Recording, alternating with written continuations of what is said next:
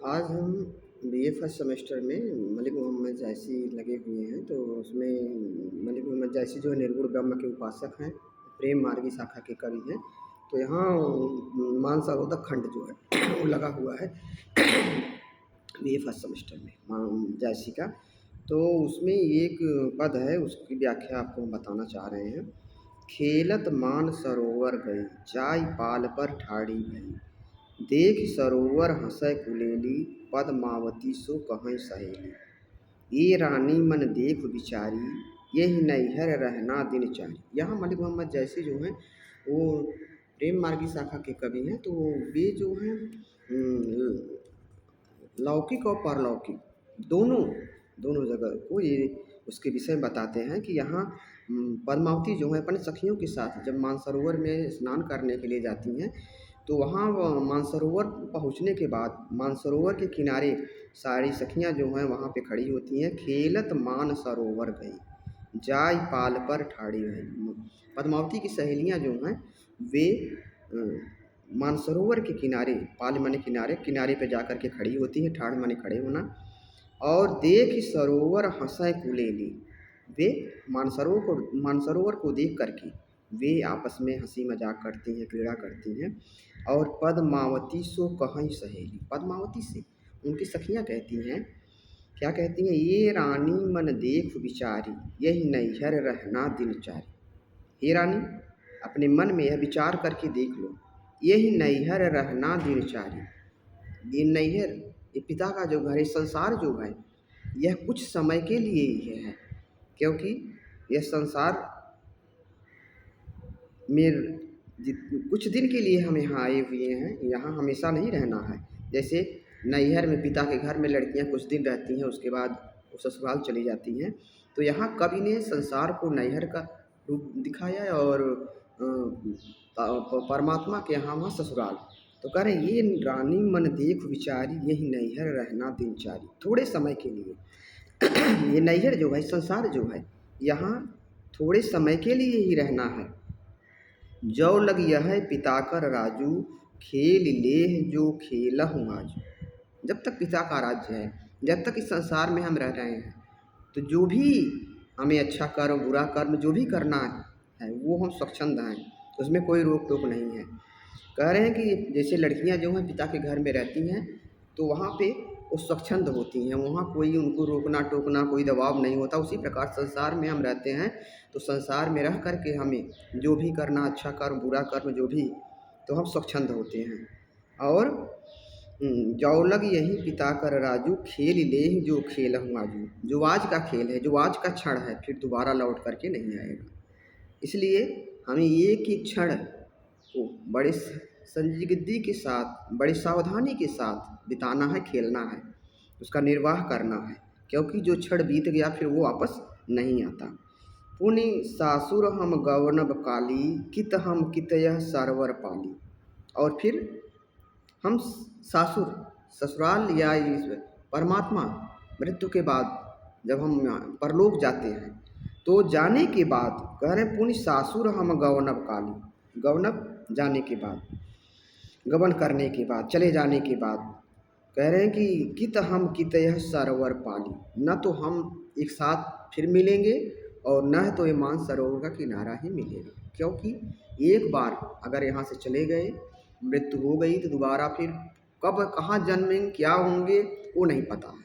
तो जो हमें समय मिला हुआ है, इस संसार में आए हुए हैं, जो मनुष्य योनि में जन्म लिया है, उसको हमें बहुत सतर्कता से, बहुत सतर्कता से उसको हमें बिताना है और उसका सदुपयोग करना है। कह रहे हैं कि कित आवन पुनि अपने हाथा, कित मिल गए खेलब एक साथ। ये सखी, फिर से हम लोग एक साथ फिर कहाँ मिल पाएंगे, एक साथ फिर कहाँ खेल पाएंगे, अपने हाथ में नहीं है। और कित मिल गए खेलब साथ, और एक साथ मिल करके हमारा खेलना भी यह निश्चित नहीं है। एक साथ फिर पता नहीं हो पाएंगे कि नहीं हो पाएंगे, वो कोई नहीं जानता है। सासु ननद बोली हैं जीव लेही, दारुण ससुर न निसरय देही। यहाँ कवि ने जो व्यक्त किया है कि यहाँ ससुराल पक्ष का जो लिया है लौकिक जगत का और परलौकिक जगत का। लौकिक जगत में यहाँ कह रहे हैं सासु ननद बोली हैं जीव ले। ससुराल में जाने पर लड़की जो है कितना भी अच्छा काम करती है, लेकिन फिर भी कुछ न कुछ कमी रही जाती है। सास ननद जो हैं वो बोली बोलती ही रहती हैं। और कह रहे हैं कि दारुण ससुर निसरय देहि, और वह पीड़ा देने वाला, कष्ट देने वाला जो ससुर है वह मुझे बाहर निकलने देगा कि नहीं देगा। परमात्मा के यहाँ जाने पर, मृत्यु हो जाने का बाद पता नहीं कौन सी स्थिति होगी, क्या हमें भोगदंड भोगना होगा, ये नहीं पता है। पियू पियार सिर ऊपर पुनि सौ करैक दहु कहा। पियू पियार, प्रीतम का प्रेम वह सिरोधार्य है, सिर ऊपर है। पुनि सौ करय दहु कहा, चाहे वह मुझे प्रेम से रखे या मुझे वो कष्ट दे, सब सिरोधार्य है। दहु सुख राखै की दुख, दहु कस जन्म निर्वाह। किस प्रकार से हमारा निर्वाह होगा ये हम नहीं जानते। जो समय मिला हुआ है, जो ये क्षण मिला हुआ है, वो बहुत मूल्यवान है। उसका हमें सदुपयोग करना चाहिए, अच्छे कर्म में लगाना चाहिए। और जो समय बीत जा रहा फिर वह वापस नहीं आएगा।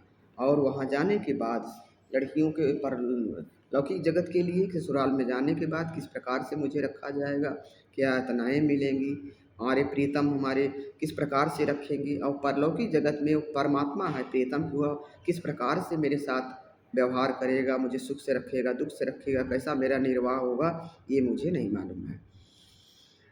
अगला इसमें यह है रस श्रृंगार रस है और भाषा अवधि है और चौपाई और दोहा छंद है। यहाँ पे दूसरे पद में कवि क्या बताना चाह रहे हैं, मिला ही रहस्य सब चहई डोरी, झूल लेहु सुख बारी भोली। यहाँ इस पद के माध्यम से कम मलिक मोहम्मद जैसी जो हैं जो बताना चाह रहे हैं, सखियाँ जो हैं वो आपस में कहती हैं कि जो समय मिला हुआ है उसका हम सदुपयोग करें। तो आपस में हम मिल करके मिला ही रहस्य सब चढ़ाई ही डोली, सब सखियाँ एक साथ मिल करके वो झूले पे चढ़ती हैं और झूल ले ही सुख बारी भोली। हे भोली बालाएँ, हे सखियाँ, जो समय मिला हुआ है ये हमें एक साथ मिल कर के प्रेम से बिताना चाहिए। झूल लेहु नैहर जब ताई, फिर नहीं झूलन देहि साई। जब तक हम इस संसार में हैं, जो सुख भोगना चाहते हैं, जिस प्रकार से रहना चाहते हैं उस प्रकार से रह लें। कह रहे झूल लेहु नैहर जब ताई, जब तक नैहर में हैं, मैके में हैं, तब तक हम इस झूले पर ही, डोले पर झूल लें। और फिर नहीं झूलन देहि साई, और फिर पता नहीं वो साई जो है, परमात्मा जो है या प्रीतम जो है वो झूलने देगा कि नहीं देगा। पुनि सासुर ले राखी तहाँ, नैहर चाह न पाओ जहाँ। और ससुराल में जाने के बाद, परलोक में जाने के बाद चाह करके भी अगर हम नैहर की खबर लेना चाहते हैं या क्या हो रहा है क्या नहीं हो रहा है उसके विषय में अगर चाहते हैं जानना, तो कहीं से वो उसकी चाह, उसकी खबर वो हम नहीं ले पाएंगे। कित यह धूप कहाँ यह छाहाँ, रहब सखी बिनु मंदिर महाँ। हे सखी, पता नहीं यह धूप और यह छाँ फिर मुझे नसीब होगा कि नहीं, मिलेगा कि नहीं। रहब सखी बिनु मंदिर महाँ, हे सखी, पता नहीं वहाँ जाने के बाद वहाँ क्या मिलेगा, घर मिलेगा कि नहीं, रहने के लिए मिलेगा कि नहीं, वहाँ क्या होगा, कि किस परिस्थिति में रहेंगे, कुछ नहीं पता है। जो समय है इस समय, तो इसका हमें सदुपयोग करना चाहिए। गुण पुछिहूँ और लाही दोखू, कौन उतर पाऊब तह मोखू। वहाँ जाने के बाद, ससुराल में जाने के बाद, परमात्मा के यहाँ जाने के बाद, वहाँ हमसे गुण और दोष पूछा जाएगा और मैं उसका जो मेरे ऊपर दोष लगाया जाएगा उसका मैं क्या उत्तर दूंगा ये मुझे नहीं पता है। और उसको उत्तर दे करके किस प्रकार से मोक्ष प्राप्त करूंगा ये भी नहीं पता है। सास ननद के भाव सिकोरे, रहब सकोच दुअ कर जुरे।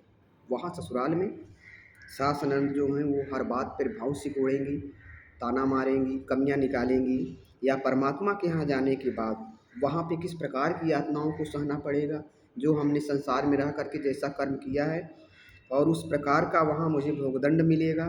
और वहाँ हाथ जोड़ करके मैं अनुनय विनय करता रहूँगा, उसका और कोई उपाय नहीं है। कित यह रहस्य जो आऊब करना, ससुरे अंत जन्म दुख भरना। पता नहीं फिर से यहाँ आना होगा कि नहीं आना होगा। एक बार मृत्यु हो जाने के बाद कोई निश्चित नहीं है कि फिर मनुष्य योनि में ही जन्म मिले। किस योनि में जन्म मिलेगा कुछ नहीं पता है, फिर आना होगा कि नहीं आना होगा, या ससुरे यंत जन्म दुख भरना, या ससुराल में ही रहकर परमात्मा के यहाँ रहकर वहाँ ही हमें दुख झेलना पड़ेगा, दुख भोगना पड़ेगा, जो जैसा हमने कर्म किया है। कित नैहर पुनियाऊ कित ससुरे यह खेल, आप वाप कह होई हैं परब पंख जस टेल। कित नैहर पुनियाऊ कित ससुरे यह खेल, पता नहीं इस संसार में फिर आना होगा कि नहीं आना होगा, और इस नैहर में आना होगा कि नहीं आना होगा, और कित ससुरे यह खेल, यह ससुराल में या वहाँ जाने के बाद परमात्मा के जाने के बाद जो मेरे साथ खेल होगा, उससे किस प्रकार से यातनाएं जो मिलेंगी, इसके प्रकार से उसको सहना होगा। और कि या फिर मुझे उस पक्षी के समान पिंजड़े में बंद करके रखा जाएगा, और उसी प्रकार से हम उसमें अनेक स्थानों पर मुझे ले जाया जाएगा या यातनाएं दी जाएंगी। कह रहे आप का होंगे परव पंख जस ढेल, और हम अलग अलग रहेंगे। जिस प्रकार से पक्षियों को पिंजड़े में बंद कर दिया जाता है, यातनाएं दी जाती हैं, उसी प्रकार से या हम लोगों को जा कर के ससुराल में, या यहाँ लौकिक जगत में ससुराल हो गया, और पारलौकिक जगत में परमात्मा के यहाँ जो जैसा मैंने कर्म किया हुआ है उसका फल भोगना होगा। तो यहाँ कमल मोहम्मद जैसी जो है इस पद के माध्यम से यही बताना चाह रहे हैं कि थोड़े समय के लिए संसार में आए हुए हैं, तो हमें अच्छा कर्म करना चाहिए, बुरा कर्म नहीं करना चाहिए, अपने समय का सदुपयोग करना चाहिए कि वहाँ जा कर के मुझे जो जवाब देना होगा, वो हम जो यातनाएं झेलनी होगी, जो बुरे कर्म किए हैं मुझे उसको बुरे कर्मों का फल मुझे भोगना होगा। तो इसलिए थोड़े समय के लिए यहाँ संसार में आए हैं, तो उसका हमें सुकर्मों में, अच्छे कर्मों में, भलाई में ही उसको अपना सदुपयोग करना चाहिए। यहाँ रस करुण है, भाषा अवधि है, दोहा छंद जो है दोहा और चौपाई है। इस प्रकार से ये मलिक मोहम्मद जायसी के जो दो पद हैं उसमें लौकिक जगत और पारलौकिक, क्योंकि मलिक मोहम्मद जायसी जो है प्रेम मार्गी शाखा के कवि हैं, निर्गुण ब्रह्म के उपासक वो भी हैं, तो उन्होंने लौकिक जगत और पारलौकिक जगत को दोनों को एक तरह से दिखाते हुए उन्होंने बताया है कि हमें अपने जीवन को संभालना चाहिए। थोड़े समय के लिए हम आए हैं तो उसका सदुपयोग मुझे करना चाहिए। अब आगे का अगले